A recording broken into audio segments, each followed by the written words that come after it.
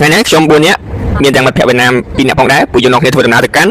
់តំបន់មួយកន្លែងដែលមានឈ្មោះថាវងជីងហើយគោលបំណងទៅនោះគឺនាំគ្នាទៅញ៉ាំស៊ុបផតផតរបស់ចិនហ្នឹងតែម្ដងហើយធ្វើដំណើរប្រហែលជា58នាទីឥឡូវយើងបានមកដល់តំបន់វងជីងហ្នឹងហើយទៅតាមផ្លូវចូលផ្សារទំនើបហ្នឹងគឺមានឃើញការលក់របស់ចំណីញ៉ាំចំណីអីចឹងទៅហើយមានលក់គ្រឿងសម្អាងលក់អីចឹងណានៅតាមហ្នឹងគឺសម្បូរមែនតើឥឡូវនេះយើងបានមកដល់ហាងហតផតហ្នឹងហើយនេះទឹកហតផតគាត់ថាទឹកស៊ុបហតផតរបស់គេហ្នឹងគឺគេមានច្រើនប្រភេទអីចឹងទៅប៉ុន្តែខ្ញុំយកស៊ុបទឹកស៊ុបគោហើយនេះជាទឹកជ្រលក់ដែលខ្ញុំធ្វើការលាយខ្លួនឯងចឹងទៅវារៀងល្មមវាអត់ប្រៃពេកហើយក៏អត់ប្រៃពេកហើយមកដល់នេះគឺយើងអង្គុយចិត្តគ្នាដោយសារកន្លែងហ្នឹងវាពេញដោយសារតែហាងនៅតំបន់ហ្នឹងវាត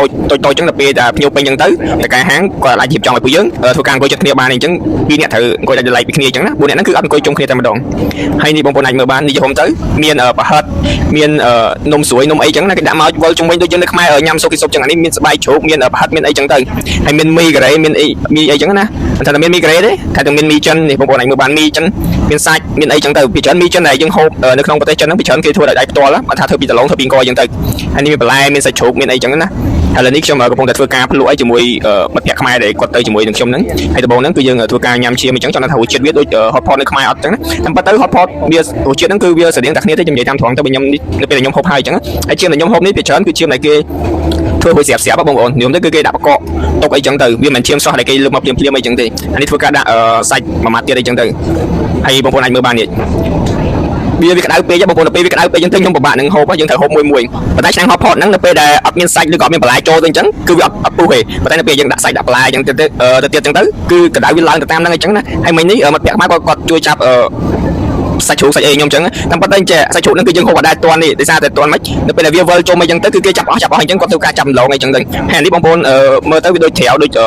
ជួយអីចឹងក៏ប៉ុន្តែមិនមែននេះអ្នកដែលគាត់ធ្វើមើលមុខបាំងរបស់ចិនដែលធ្វើម្ហូបពីម្សៅឬក៏ពីមើមអីដឹងនេះអានេះរសជាតិវាតែប៉ុន្តែទុនស្រួយក៏ប៉ុន្តែរៀងសាបដូចពេលយើងញ៉ាំទៅដូចតិចជ្រូកចឹងតិចជ្រូកទុនជ្រុបប៉ុន្តែអត់មានរសជាតិអីទេខ្ញុំទៅសាបលែមតែម្ដងអានេះខ្ញុំហេតុតែចង់សាកអញ្ចឹងថាអាហ្នឹងខ្ញុំស្គាល់មើលគេធ្វើមុខបាំងឬក៏គេធ្វើម្ហូបបែបប្រពៃណីចិនអញ្ចឹងណាអាហ្នឹងដូចជាគេច្បាច់យកទៅហាលយកទៅអីច្រើនតោះខ្ញុំអត់ទៅច្បាស់ដែរហ្នឹងគាត់ថាវាធ្វើពីមើមដូចមើមយើងធ្វើពីមើមដូចធ្វើពីមើមត្រាវមើមអីចឹងណាយកមកនេះអីចឹងដូចយើងក្ដួចយើងគាត់ធ្វើក្ដួចធ្លាប់ម្សៅគ្រួម្សៅអីចឹងទៅអានេះខ្ញុំធ្វើការដាក់ស្ពៃបន្ថែមអីចឹងណាពីព្រោះអីនៅក្នុងឆ្នាំងរបស់យើងហ្នឹងគឺវាអស់ហើយចឹងហើយយើងនាំគ្នាអង្គុយចាំវាសិនពីព្រោះអីដើម្បីឲ្យវាឆាប់ពុះទៅវាឆាប់អត់បន្លែឬក៏សាច់ហ្នឹងឲ្យវាឆ្អិនបន្តិចអញ្ចឹងណាហើយមិត្តភក្តិរបស់ខ្ញុំនោះគា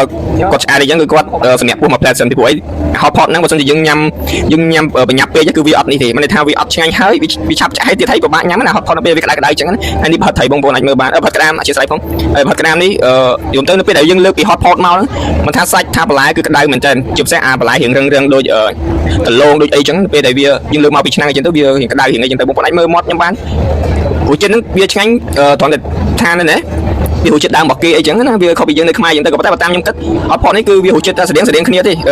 អ្នកខ្លះចង់ញ៉ាំហឹលបែបហឹលអីចឹងណាយើងក៏អត់សូវចូលចិត្តហឹលយកទឹកស៊ុបបែបផ្សេងអីចឹងទៅប៉ុន្តែខ្ញុំចូលចិត្តហឹលអីចឹងទៅដល់ពេលការញ៉ាំកាយអញ្ចឹងទៅវារៀងពិបាកអីចឹងណាឥឡូវនេះសាច់មកដល់ហើយយើងធ្វើការចាប់យកទុកដាក់ម្លាយសិនពីពួកយើងខ្លាចចាប់អត់តន់ឈ្នះគេដោយសារតែអ្នកនៅខាងមុខចឹងដូចខ្ញុំនិយាយចឹងគឺគាត់ចាប់អស់អញ្ចឹងវាពិបាកនេះពេលយើងហូបការហូបស៊ុបនេះអានេះខ្ញុំហូបនៅហាងមួយកន្លែងតែប៉ុន្តែខ្ញុំត្រូវទៅលក់នៅពី3ហាងទៀតថាខ្ញុំចង់ដឹងថាការហូបហួរគាត់ឬក៏ស៊ុបហូបផតរបស់គេហ្នឹងវាការរៀបចំហ្នឹងវាដូចគ្នាអត់ទេអញ្ចឹងណាតែបើតាហាងនេះដូចបងប្អូនឃើញពីខាងដើមអញ្ចឹងគឺខ្ញុំហូបទៅវាហាងវាតូចពេកវាអត់សូវធំអត់សូវអីប្រហែលណាហើយនេះមិត្តភក្តិជនជាតិវៀតណាមយើងគាត់ហូបឆ្អែតហើយគាត់ញ៉ាំការ៉េមចុងក្រោយគេអញ្ចឹងប៉ុន្តែសម្រាប់ខ្ញុំគឺខ្ញុំអត់ទាន់ឆ្អែតទេខ្ញុំហូបមួយចឹងខ្ញុំទុកពោះយើងហូបមួយចឹងខ្ញុំទុកពោះឥឡូវយើងដាក់ឈាមមួយម៉ាត់ទៀតអីចឹងណាហើយគាត់ថែមទឹកក្រូចមួយម៉ាត់អីចឹងទៅពីព្រោះអីនៅពេលដែលញ៉ាំហតផតហ្នឹងគឺវានៅពេលដែលហតផតវាក្តៅហើយនៅពេលដែលយើងញ៉ាំទៅគឺវានៅតាក់បំពង់កបានថាវាដូចអាលៀកបំពង់កអីចឹងយើងត្រូវញ៉ាំវាមួយអីចឹងទៅបន្ទាប់ពីទឹកស៊ុបរីងហើយខ្ញុំធ្វើការចាក់ទឹកស៊ុបថែមបញ្ចូលអីចឹងពីព្រោះអីដើម្បីយើងអាចញ៉ាំបន្តទៅទៀតបានពីព្រោះបើសិនជាយើងញ៉ាំទាំងបានថានៅពេលទឹកក្នុងឆ្នាំងខាស់ឬក៏រីងអស់ចឹងវាពិបាកនេះបងប្អូនឃើញពុះខុលតែម្ដងនៅក្នុងនេះមានយំទៅនៅពេលដែលគេដាក់មកដំបងអីទឹកស៊ុបយើងមានតែប្រធានថាមួយគត់ហើយខ្ញុំហ្នឹងគឺយើងដាក់ថែមបន្លែថែមផាត់ក្តាមថែមសាច់ជ្រូកថែមសាច់ទាថែមឈាមជ្រូកឈាមអីចឹងទៅតាមចំណងចិត្តរបស់យើងចង់ដាក់អីចឹងណាហើយនេះខ្ញុំកំពុងតែធ្វើការញ៉ាំបន្ថែមទៀតហើយបងប្អូនហើយនេះខ្ញុំទៅញ៉ាំនេះគឺញ៉ាំឡើងហល់មែនទែនហើយមិត្តភក្តិរបស់ខ្ញុំនេះគឺគាត់ហូបការ៉េម2ដងហើយខ្ញុំអត់ដល់បានការ៉េមម្ដងទេថាតែខ្ញុំអត់ត្រឡប់គឺថាខ្ញុំអត់សូវចូលចិត្តញ៉ាំការ៉េមអញ្ចឹងខ្ញុំអត់ទៅយកទេការ៉េមហ្នឹងឥឡូវខ្ញុំធ្វើការដាក